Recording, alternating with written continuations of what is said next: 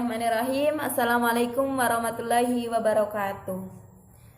Sebelum kita memulai pembelajaran, alangkah baiknya kita berdoa semoga ilmu yang kita dapatkan dapat menjadi berkah untuk umat banyak dan untuk diri kita sendiri. Bismillahirrahmanirrahim. Allahumma sholli ala sayyidina Muhammad wa ala ali sayyidina Muhammad. Allahumma sholli ala sayyidina Muhammad wa ala ali sayyidina Muhammad. Allahumma sholli ala sayyidina Muhammad wa ala ali sayyidina Muhammad. Perkenalkan, nama Ustadzah Saudatul Isna ini biasa dipanggil Ustadzah Isna. Kita akan belajar bersama mengenai biologi ya. Kalau di kelas 1, 2, dan 3 SMP itu kita belajarnya IPA, ilmu pengetahuan alam. Nah, IPA ini dibagi menjadi 3. 1 fisika, 2 kimia, dan 3 itu biologi. Biologi itu insya Allah yang akan kita pelajari sekarang ya. Biologi berasal dari bahasa Yunani.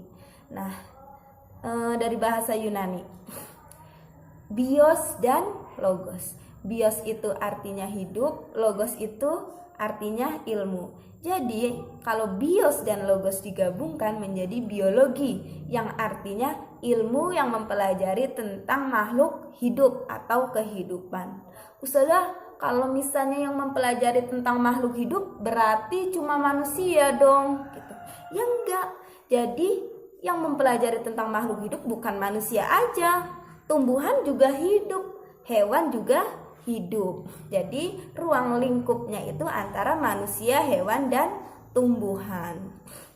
Untuk cabang-cabang biologinya itu ada banyak. Jadi biologi itu mengkaji apa aja di dalamnya. Misalnya kita tes DNA, itu nanti masuknya ke cabang ilmu genetika atau ilmu yang mempelajari tentang gen-gen pada manusia. Misalnya gen saya sama gen ayah ibu saya itu sama atau enggak ya. Kalau kamu pengen tahu itu sama atau enggak, silahkan cek DNA.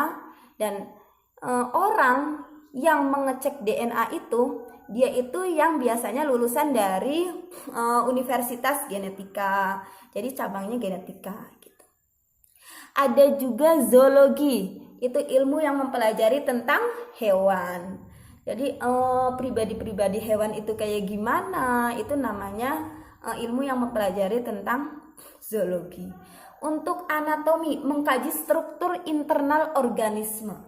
Anatomi misalnya ada dokter yang mengkaji tentang tangan manusia tuh kayak gini, terus organ-organ tubuh manusia tuh kayak gini, itu namanya ilmu anatomi.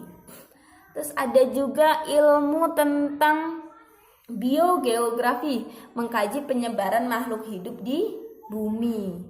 Penyebaran makhluk hidup di bumi, misalnya orang-orang hitam, entar hidupnya di mana nih kalau orang hitam? Di Jawa kali ya, tapi hitamnya hitam manis. Terus ada juga virologi, mengkaji tentang virus. Virus itu dipelajari. Jadi misalnya virus itu cuma bersel satu.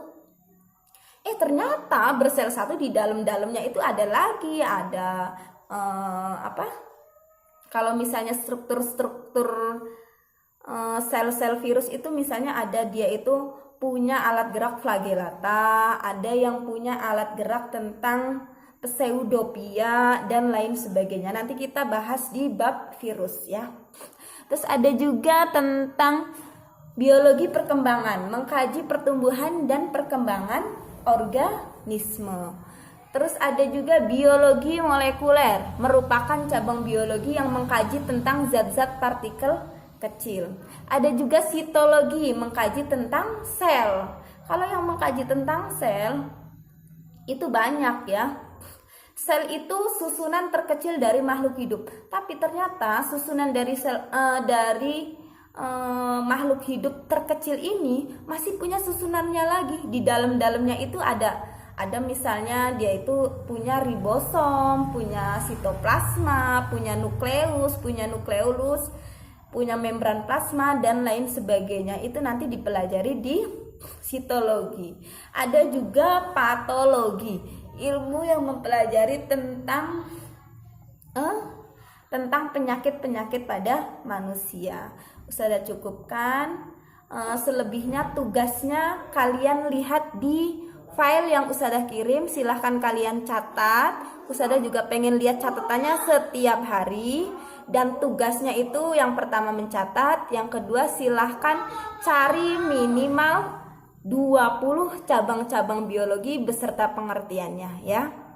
Langsung dikumpulkan malam ini ke bagian pendidikan atau ke Ustazah langsung di nomor WA nanti ya Ustazah cantumkan. Ya, syukron alaikum. Wassalamualaikum warahmatullahi wabarakatuh.